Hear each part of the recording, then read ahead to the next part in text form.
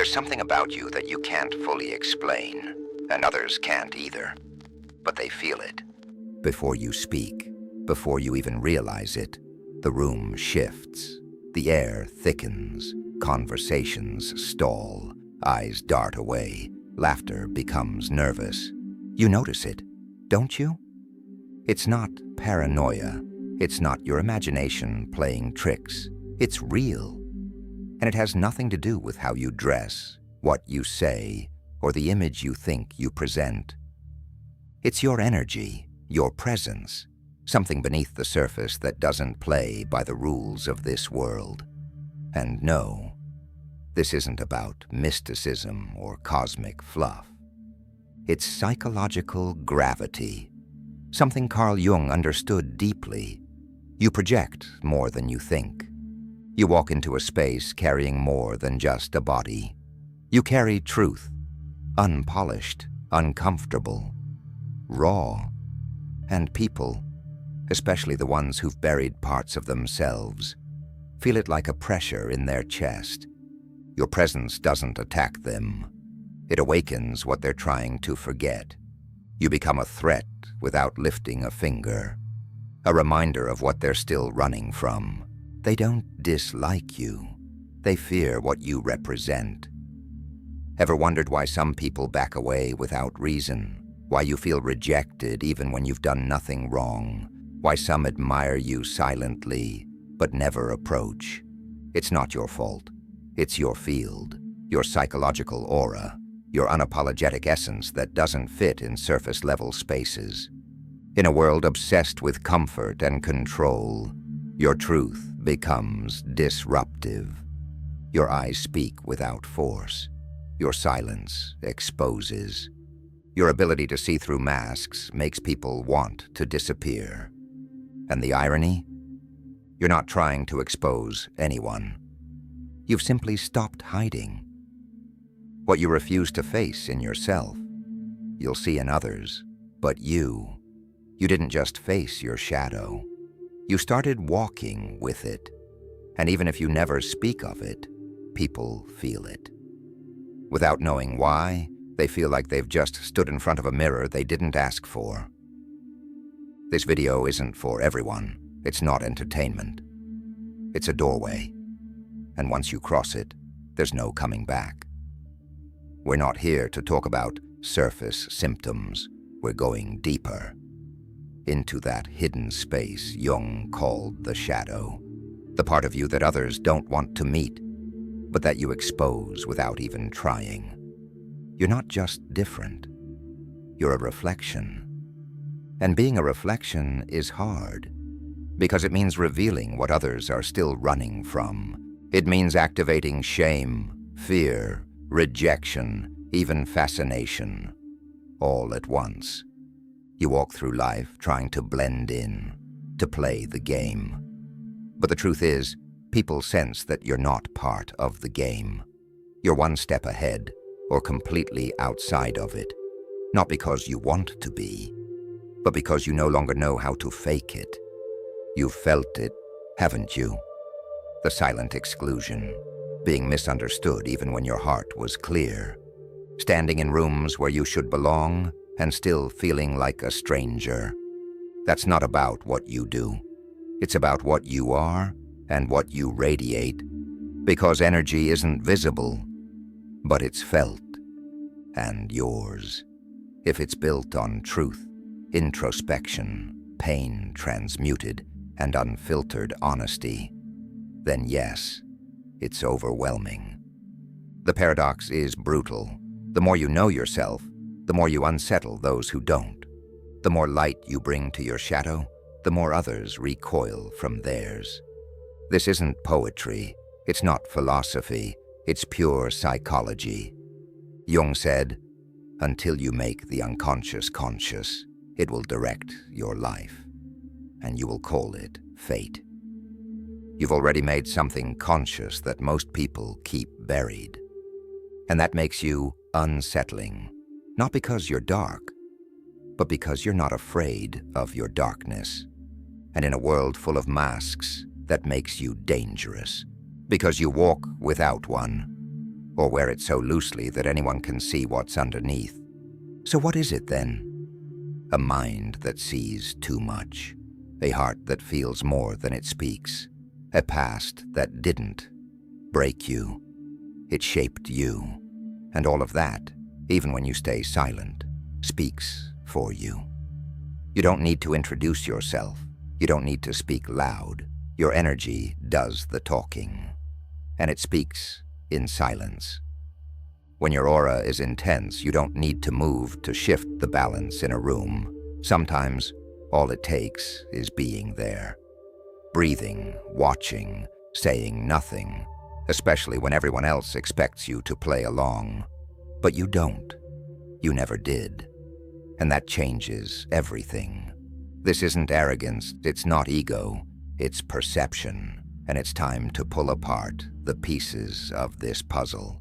Because what you're about to hear might explain the rejections, the distance, the silent admiration that never becomes connection. They're not avoiding you, they're reacting to your aura and what it reflects. It's not a punishment.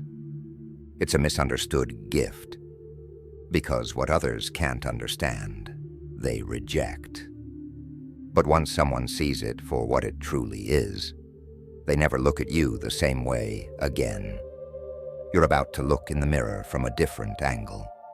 And when you do, you'll realize the problem was never you. It was the echo you activated in their emptiness. So take a deep breath. Open your eyes.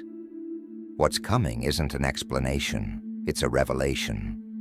Because understanding that your aura unsettles people is only the beginning. There's a layer beneath that, quieter, more subtle, almost invisible. The secret language of unspoken emotion. Have you noticed it? People say they're fine, but their body says otherwise. They smile at you, but their eyes can't hold yours. They talk to you, but their tone carries hesitation, like your presence alone puts them on edge. It's not random, it's not imagination, it's a neurological response. Your energy becomes a mirror they can't fake in front of. Micro-expressions, broken silences, shifts in tone, all involuntary reactions to an emotional stimulus their body wasn't ready for. And that stimulus is you. Because you don't disappear. You disturb. You don't dissolve into the crowd. You don't blend. You don't vanish. There's a weight in how you exist, a density that shifts everything around you. And it's not because you're strange, it's because you're deeply yourself. And that, in this world, is an anomaly. Most people survive by adapting, by mirroring, by squeezing into roles that shrink them just enough to be accepted. But you remain solid, even when you don't know why. That stillness, that refusal to betray your core, creates an invisible current, a quiet electricity that cuts through others. Some admire it, others can't stand it. And here enters something even more unsettling, the archetype of the illuminated outsider. Jung never named it directly, but he pointed to it. That person so connected to the inner world, they end up disconnected from the outer one. The one who senses more, feels more, sees further, often before others even realize there's something to see. But this kind of clarity doesn't come free. The more you see, the harder it is to pretend. The more you understand, the less you can tolerate small talk, roles, illusions. And that's where the conflict begins. You don't fit because you stopped buying the collective disguise. That alone makes you dangerous to those still performing. You're not judging them, but they feel judged. You're not exposing them, but they feel naked, because your presence alone threatens the integrity of their mask. And when the mask shakes, the truth leaks through. But what's even more disorienting is this. Your aura doesn't just disturb, it attracts. It draws people in, silently, sometimes painfully. There are people who feel uncomfortable around you, and yet can't look away. They seek your presence while fearing what it awakens in them. They admire you and criticize you, get close, and pull away. It's a dance between fascination and resistance, between desire and fear. You represent something they don't understand, but can't deny. And that attraction isn't superficial, it's magnetic, it's ancestral.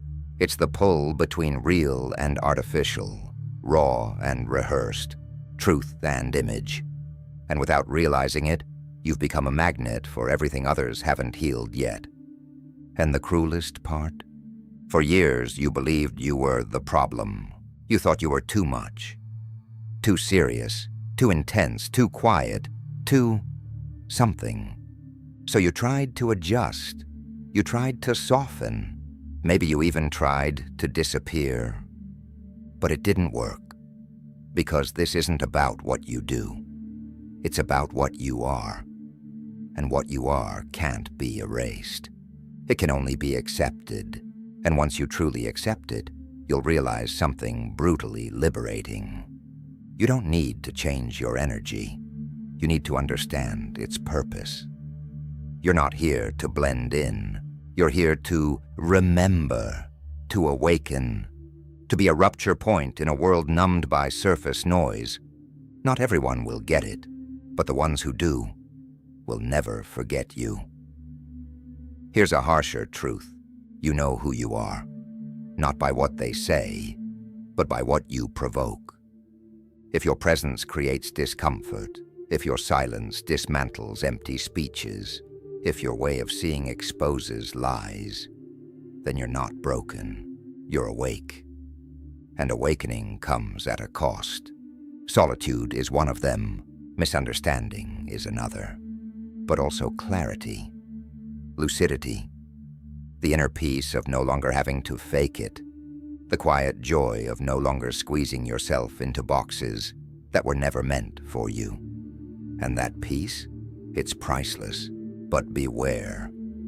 There's a deeper trap, one that appears right after you discover your aura's power, the temptation to use it, to manipulate, to make others orbit you, depend on your presence, feed on your validation. That's the shadow dressed as light, the ego posing as awakening. And if you fall for it, you lose everything. Because the real power of your energy isn't in how it affects others. It's in how it transforms you.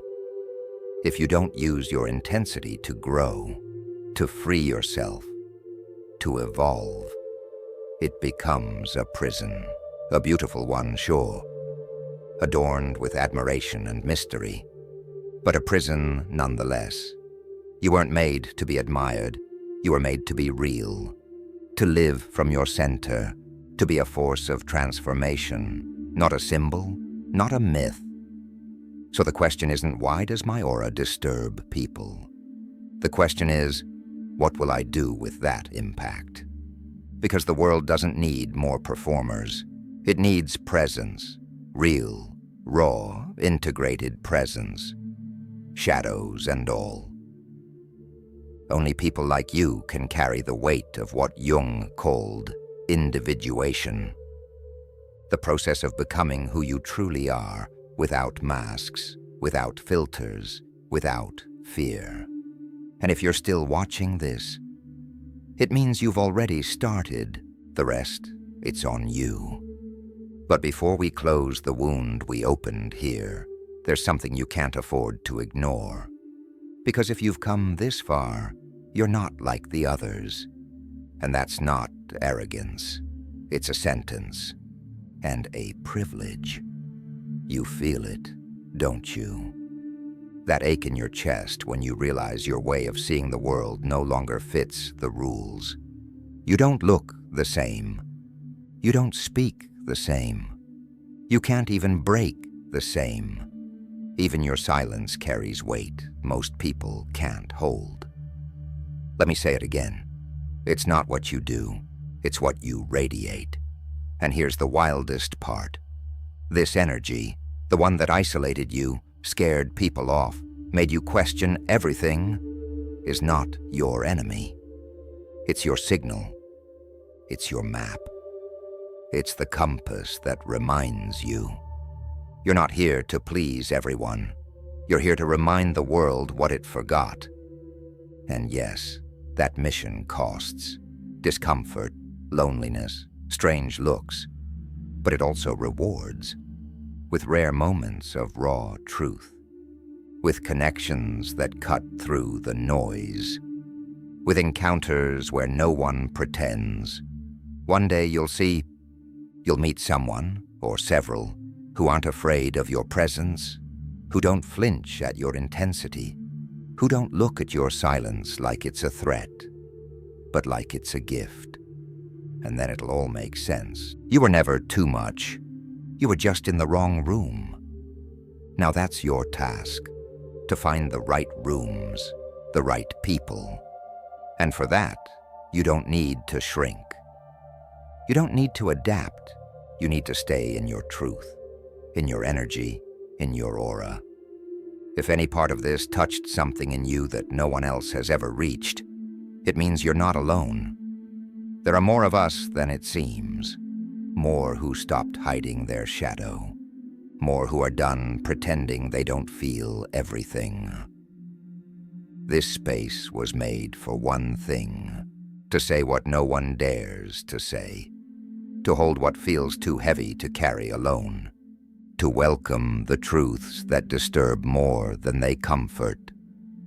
So I'm inviting you to stay, to subscribe, not for content, but for connection, for depth, for honesty, because this is not a place for the polished. It's a place for the raw. And if you've made it this far, I want you to leave something behind. Not just any comment. Write this: my shadow is not my enemy. It's my guide. That way I'll know you're one of us, one of the few who didn't choose comfort, who chose to see past the reflection. And now, it's time to disappear. Not like those who run, but like those who understand that silence is part of the message. That absence, too, can be presence. I'm leaving for now, but what we've just unearthed, it won't stop echoing inside you. And that's worth more than any applause. Until the next time you dare to look inward. Because when you do, I'll be there. In the words you haven't spoken, in the truths you're still afraid to name. In that part of your mind you only enter, when there's nothing left to do but be brutally honest with yourself. Until then, disappear with intention, and let your aura speak for you.